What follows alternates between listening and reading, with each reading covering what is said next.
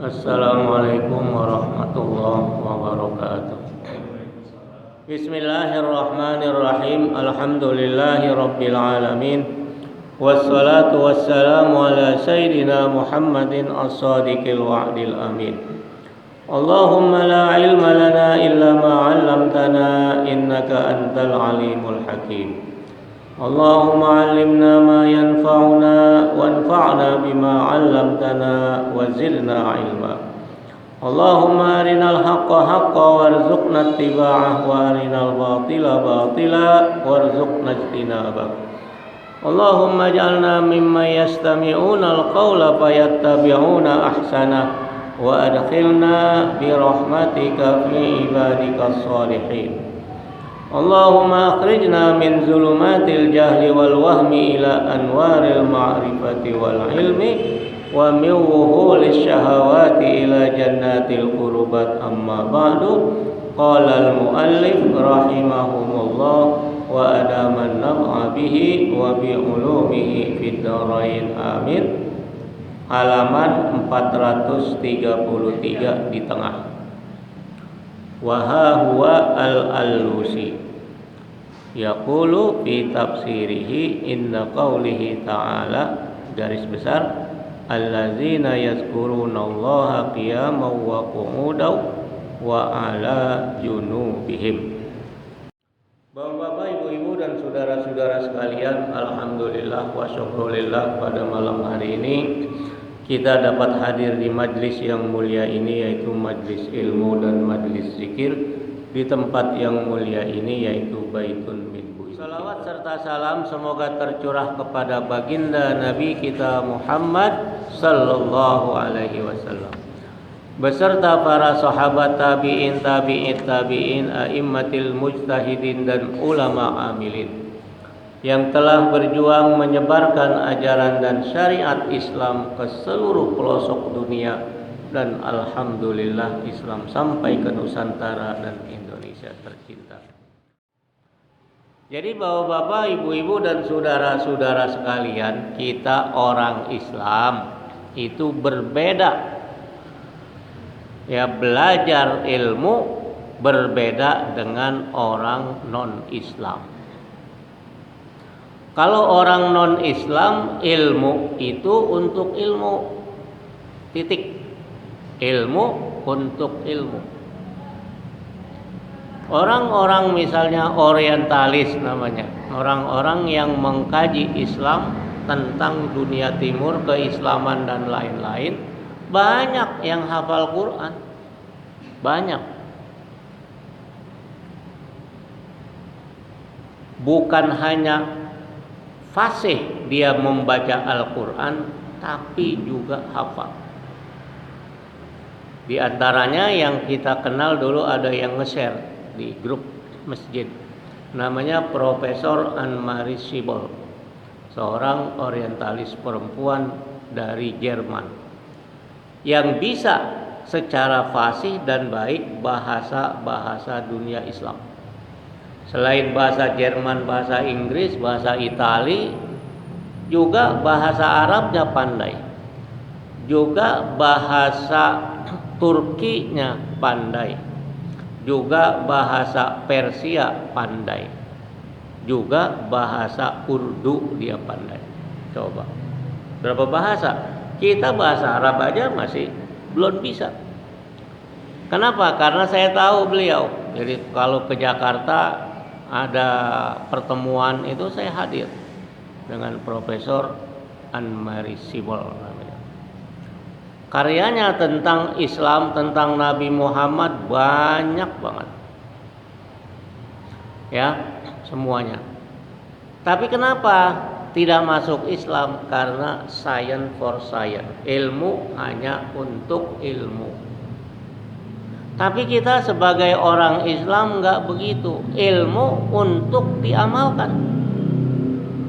Makanya kita udah punya ratusan dalil tentang zikir, keutamaan dan lain-lain sebagainya. Zikir mutlak, zikir muqayyad, zikir sir, zikir jahar dan lain-lain, kembali kepada kita amalkan. Itu. Jadi kalau kita tidak amalkan, karena ini udah mau berakhir tentang zikir, maka kita tidak beda dengan orang-orang non-muslim yang belajar hanya untuk ilmu tok, titik. Kita tidak. Ya, bapak-bapak, ibu-ibu. Ya, ini kita nanti akan mendapatkan bagaimana dari yang kita pelajari. Ini masih satu dalil terakhir, lanjutan dari ayat sebelumnya. Kalau sebelumnya dalil dikemukakan oleh Imam Al-Lama Ibnu Abidin, ini dalilnya penjelasan atau tafsir dari salah satu dalil firman Allah, allazina yazkurunallaha qiyaman wa qu'udan wa 'ala junubihim wa yatafakkaruna ma fi khalqis samawati wal ard rabbana ma khalaqta hadza batila subhanaka faqina azabannar. Wa huwa al-Alusi, dan ini Imam Al-Alusi yang sudah saya jelaskan minggu lalu bahwa beliau adalah salah satu ahli tafsir besar dari Irak, namanya Imam Al-Alusi, tafsirnya juga tafsir Al-Alusi. Jadi saya di S2 ya, di magister di Al-Azhar, yang dibaca adalah tafsir ini, tafsir beliau oleh guru saya, dosen saya, Profesor Dr. Abdul Ghani Ar-Rajihi rahimahullah. Beliau Imam Al-Alusi mengatakan di dalam tafsirnya, inda qaulihi ta'ala, pada firman Allah, allazina yazkurunallaha qiyaman wa qu'udan wa 'ala junubihim wa yatafakkaruna fi khalqis samawati wal ard rabbana ma khalaqta hadza batila, dan seterusnya. Yaitu orang-orang yang selalu dan senantiasa berzikir. Ini diungkapkan dengan fi'il mudhari atau present continuous tense. Present tense and present continuous tense. Artinya selalu, dawam, senantiasa dia berzikir. Bukan sekali zikir terus berhenti, udah nggak zikir lagi, bukan. Karena ini dikemukakan oleh fi'il mudhari. Qiyaman, baik dalam keadaan qiyam berdiri, wa qu'udan, maupun dalam keadaan duduk, wa 'ala junubihim, walau atau dalam keadaan mereka berbaring.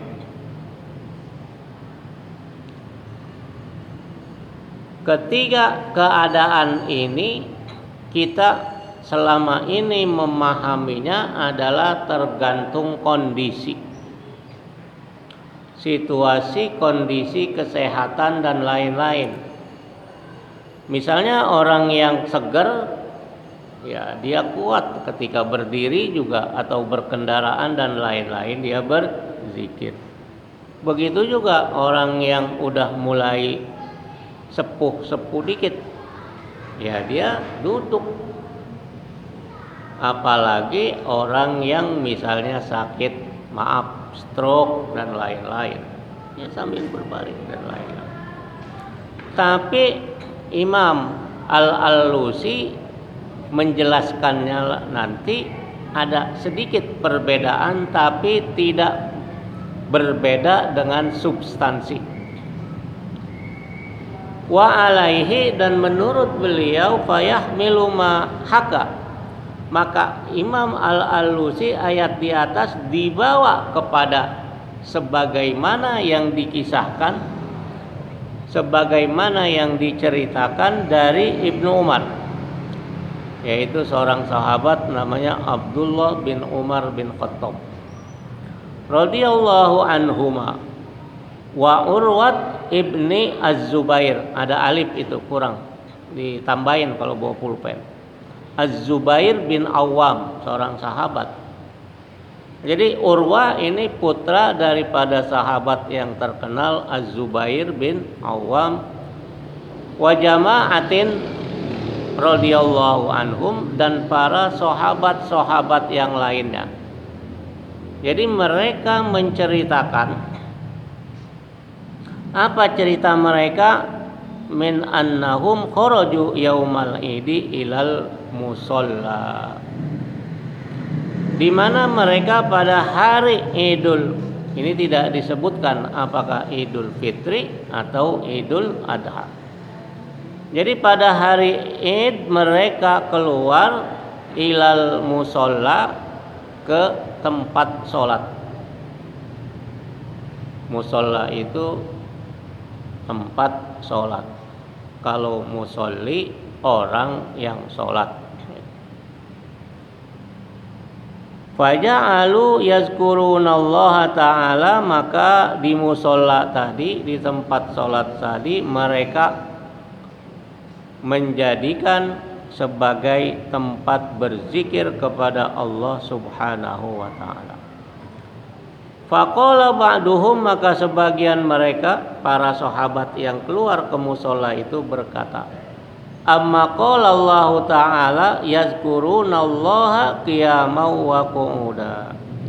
Bukankah Allah Subhanahu wa ta'ala berfirman, yaitu mereka yang berzikir kepada Allah, mereka yang senantiasa dan terus menerus berzikir kepada Allah Subhanahu wa ta'ala, qiyaman wa qu'udan, berdiri maupun duduk. Faqamu, nah ini yang alternatif tafsir pemahaman dari Imam Al-Alusi. Apa kata beliau? Faqamu, maka mereka ini yang ada di musholla, yang ada di tempat sholat, berdiri, yazkurunallaha ala aqdamihim. Mereka langsung berdiri, ya, berzikir ala aqdamihim, di atas kaki-kaki mereka, padahal sedang duduk. Dikasih dalil ayat tadi, maka mereka langsung bangun, gitu. Padahal kan boleh zikir sambil duduk dan lain-lain kayak kita nih, tapi dia diri. Padahal selama ini pemahaman para ulama tidak seperti itu, karena ini tergantung kondisi dan situasi keadaan seseorang. Ala anna muraduhum bizalikat bizalikat tabarruki binau'in muwafiqin lil ayati min dimni fardin min afrodi wa madluliha. Ala anna muraduhum, bahwa yang mereka maksud bizalika adalah at-tabarruk, mencari keberkahan, binau'in, dengan macam atau sesuatu macam, muwafiqin, yang muafik, yang tidak bertentangan atau yang sesuai dengan ayat. Bisa dipahamkan nih Bapak Ibu-ibu? Saya tafsirkan lagi, saya jelaskan lagi. Ketika dia diungkapkan dalil oleh para sahabat, allazina yazkurunallaha qiyaman wa qu'udan wa ala junubihim, langsung bangkit ketika dia dikasih dalil, padahal kan duduk aja bisa.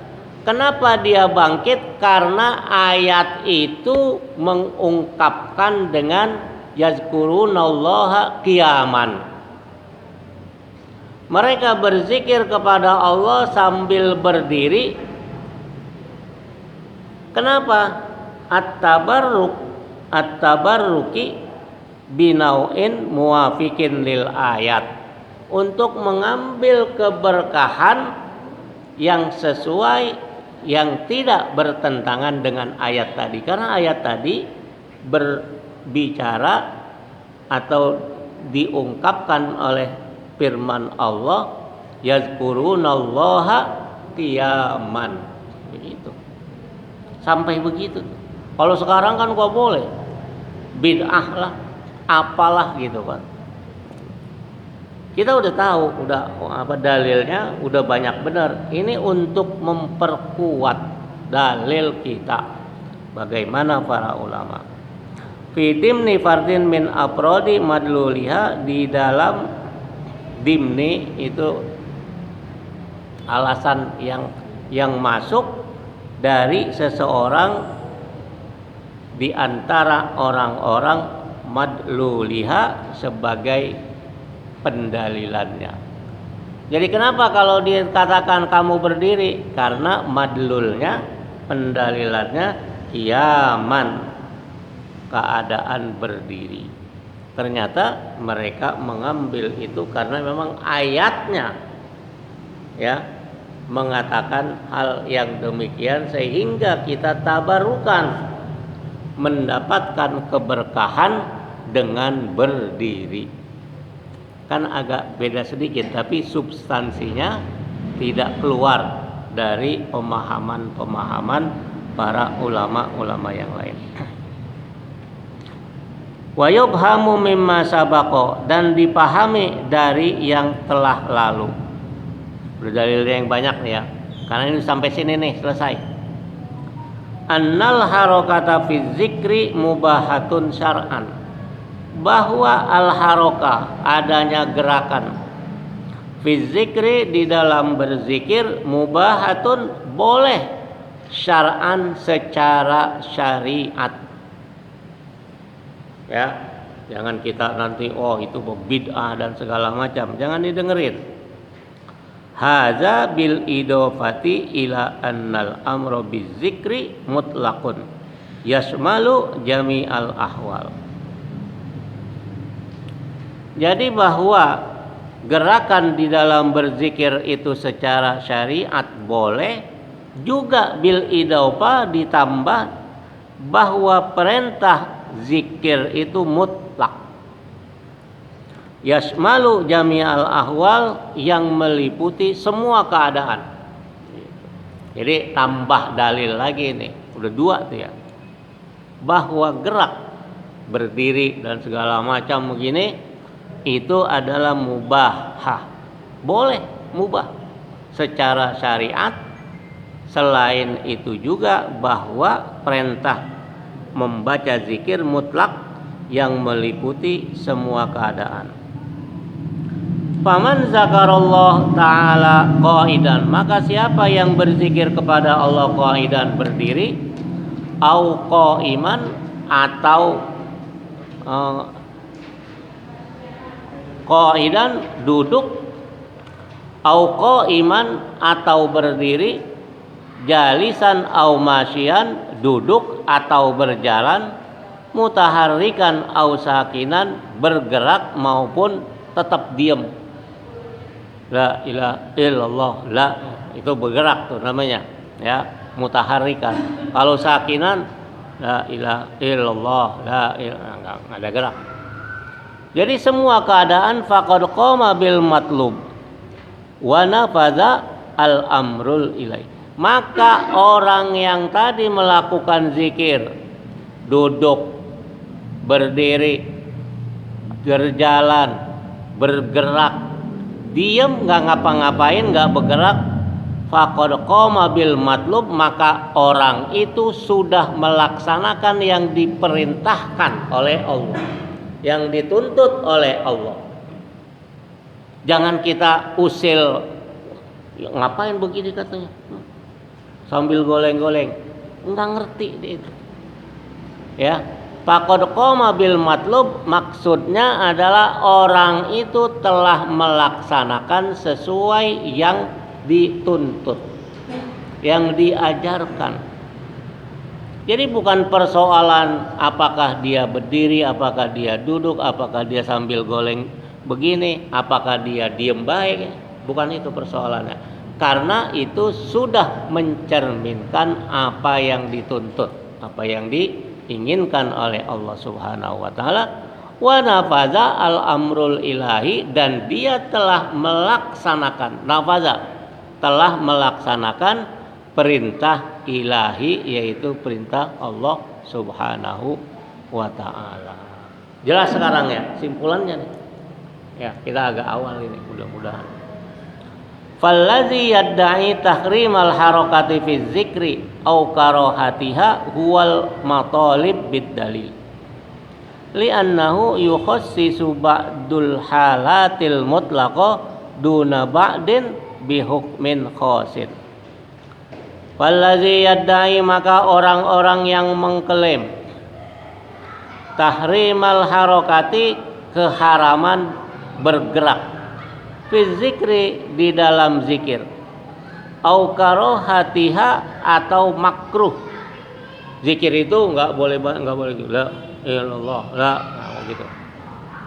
Nah, ini kan ada yadai, orang yang mengklaim, padahal dia nggak tahu substansi dan esensinya. Wal matolibu bidalil, ialah matlab, matolib tuntutan-tuntutan dengan dalil. Li'annahu yukhassisu, karena itu dikhususkan. Sebagian-sebagian keadaan yang mutlak, duna ba'din, tanpa yang lain, bihukmin khosin, dengan hukum yang khusus.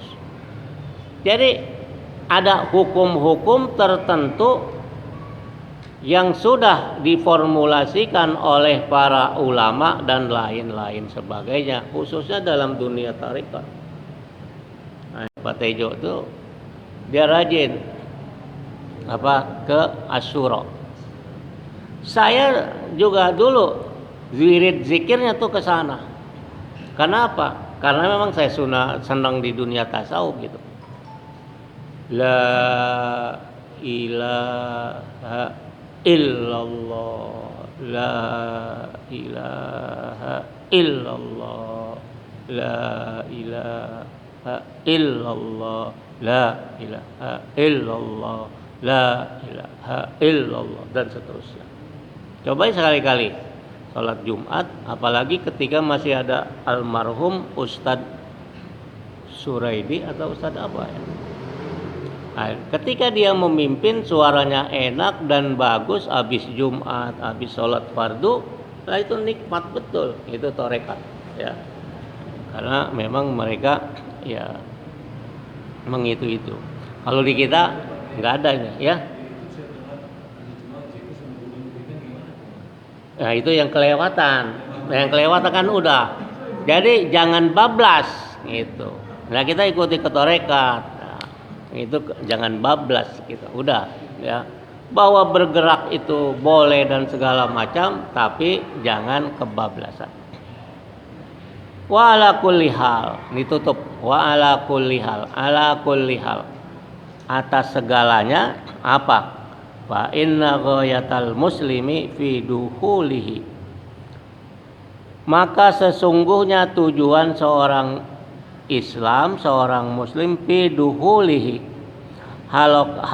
halaqatil azkari, halaqat zikir, kelompok-kelompok zikir ya. Apa itu? Goyah ya. Tujuannya adalah qiyamuhu bi ibadati zikri, yaitu dia mendirikan ibadah zikir.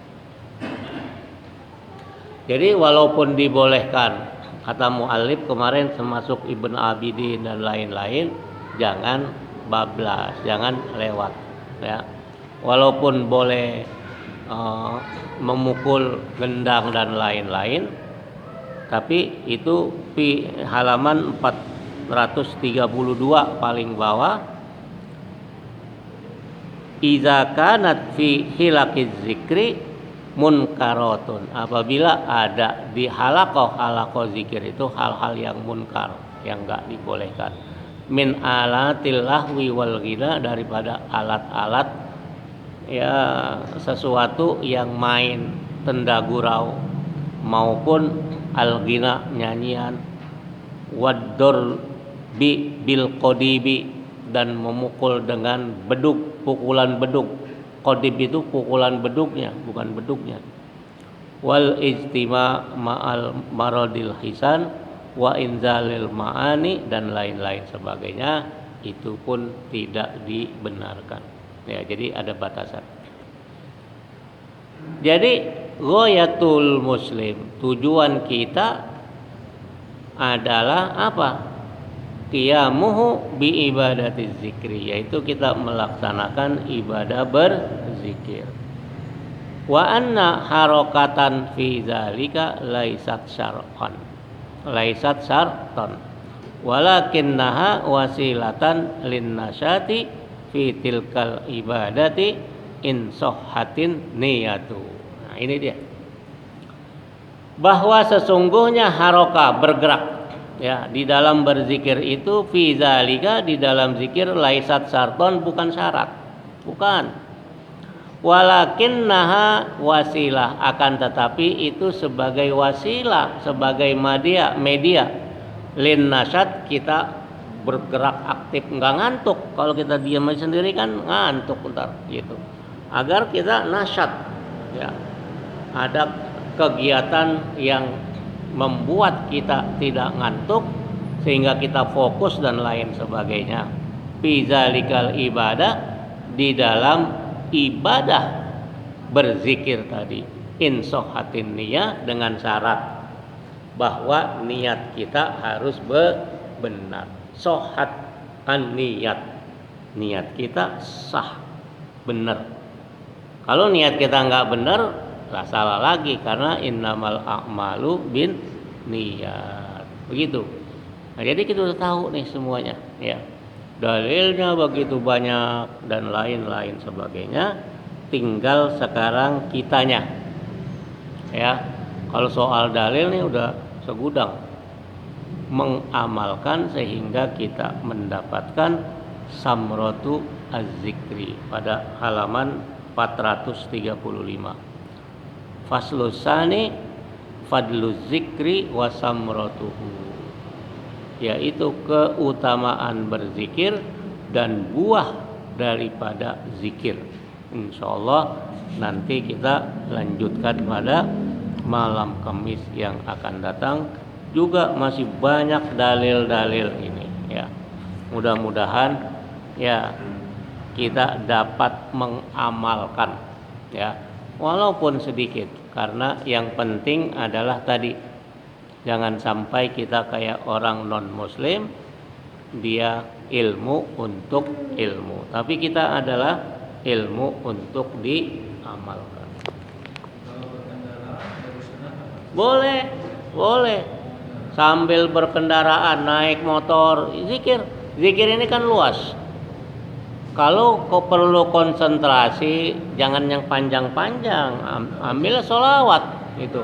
Sallallahu ala Muhammad, sallallahu ala Muhammad. Boleh yang paling pendek. Astaghfirullahalazim, astaghfirullahalazim. Boleh. Jadi semua keadaan zikir itu udah kita lewat. Semua keadaan boleh. Berdiri, duduk, berbaring dan lain sebagainya. Kita tidak ada wudu, juga perempuan nifas, juga perempuan haid dan lain-lain sebagainya boleh, tidak ada halangan dan lain sebagainya. Jadi ibadah zikir ini, membaca zikir itu tidak ada batasannya, satu-satunya ibadah yang tidak ada batasannya. Beda misalnya dengan sholat harus ada wudu. Kalau perempuan juga nggak boleh waktu haid dan lain-lain. Jadi tidak ada alasan. Kita sedang hadas besar pun mohon maaf, habis hubungan sama istri kita langsung berzikir boleh. Itu. Kan udah kita lewat itu, kita bahas. Ya, jadi masya Allah tidak ada ya alasan untuk tidak berzikir kepada Allah Subhanahu wa taala karena semua ruang Allah berikan. Tidak ada wudu boleh, dalam hadas besar boleh. Ya kan? Perempuan sedang haid, sedang nifas dan lain sebagainya, semuanya boleh. Nggak apa-apa. Kalau sholat nutup aurat dan lain-lain, apa-apa. Karena tidak ada halangan, tidak harus menutup aurat, tidak ada. Apalagi menutup aurat, hadas besar aja dibolehkan.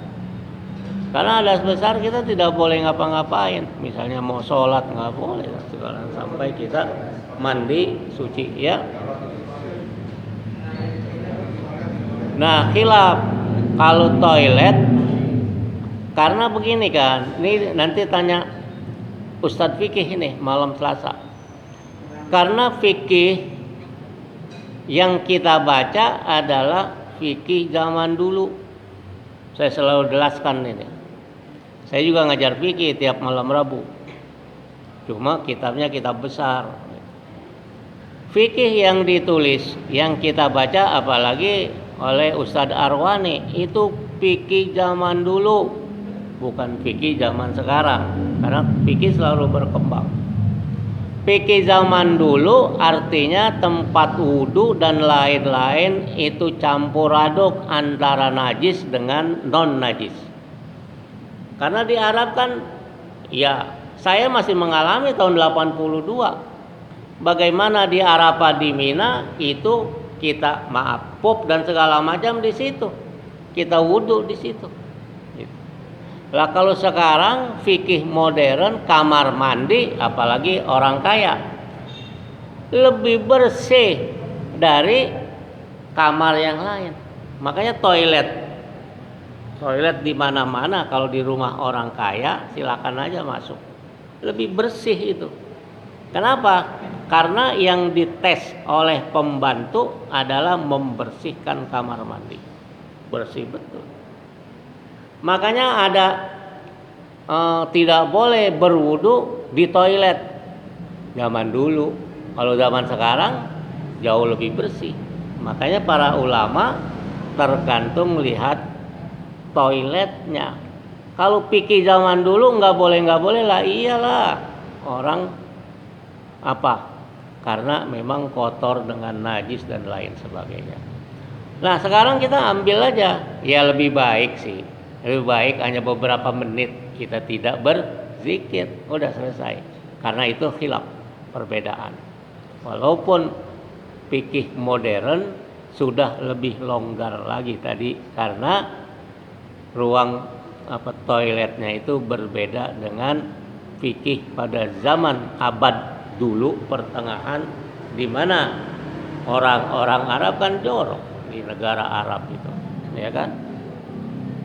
Itu saya mengalami betul tahun 82 lah saya pertama kali haji dan seterusnya tiap tahun ya memang apa aja itu karena apa air masih susah dan lain sebagainya.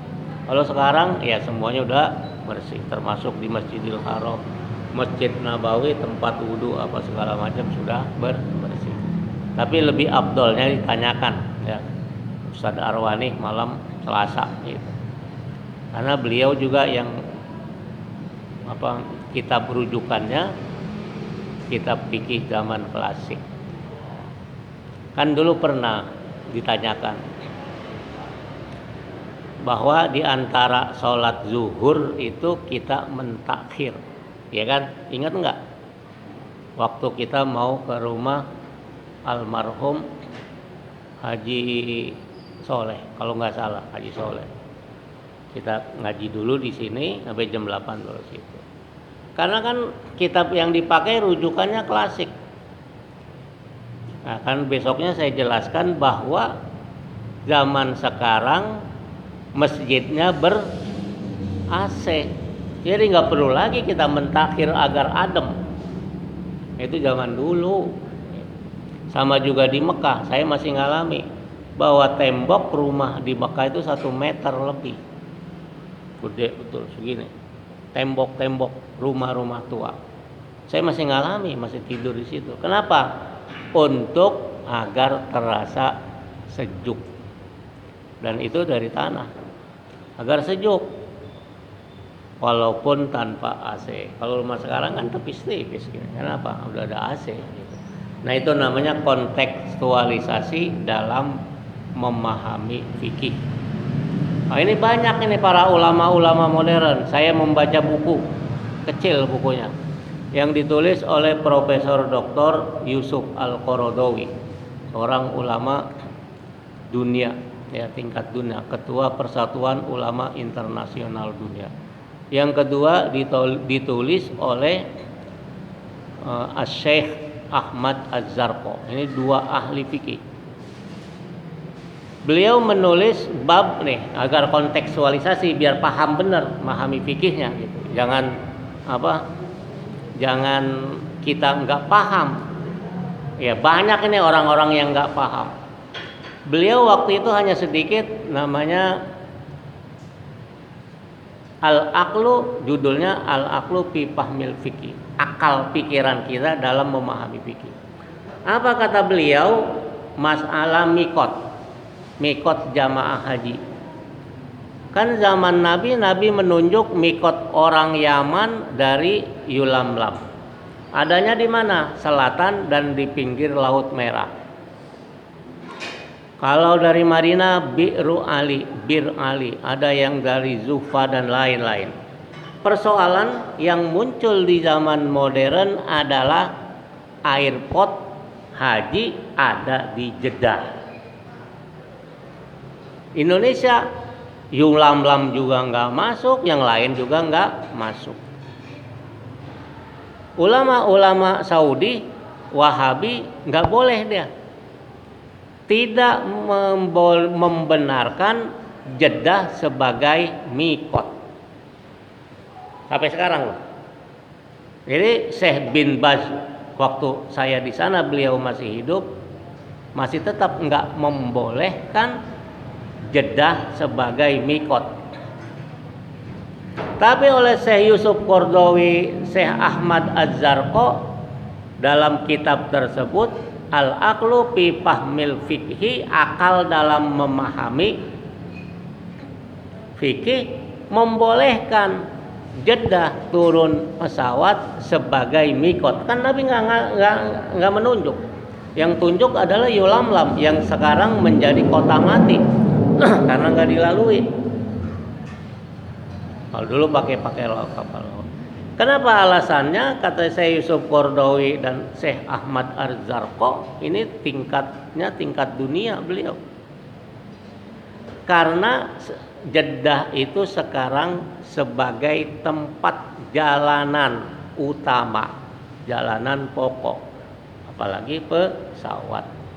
Maka beliau merekomendasikan membolehkan Jeddah sebagai mikot. Makanya banyak orang-orang yang pada pakai ihram di atas pesawat, ya silahkan aja, saya ngajarin. Kalau katanya juga Yulamlam di atas pesawat, kagak lewat. Pesawat itu lewat dari Riyadh. Coba aja, sekarang kan udah ada komputer di dalam pesawat, udah ada. Juga nggak lewat mikot secara persis. Ya memang ulama-ulama Arab Saudi tidak membenarkan itu Jeddah sebagai mikot. Tapi ulama-ulama internasional yang lain, karena tadi itu kontekstualisasi dalam memahami fikih. Itu salah satu contoh aja. Jadi kita tetap aja merujuk kepada ulama. Itu bukan kata saya. Ya saya apalah, tapi saya membaca persoalan-persoalan bagaimana para ulama-ulama yang tingkat dunia. Nah, mereka lah kita ikut ittiba dengan ada dalil. Baik, kurang lebihnya saya mohon maaf atas segala kekurangan, kehilafan, kesalahan dan lain-lain sebagainya. Hadanallahu wa iyyakum ajmain, wallahul muwaffiq ila aqwamit thoriq, wal 'afwu minkum, wassalamualaikum warahmatullahi wabarakatuh.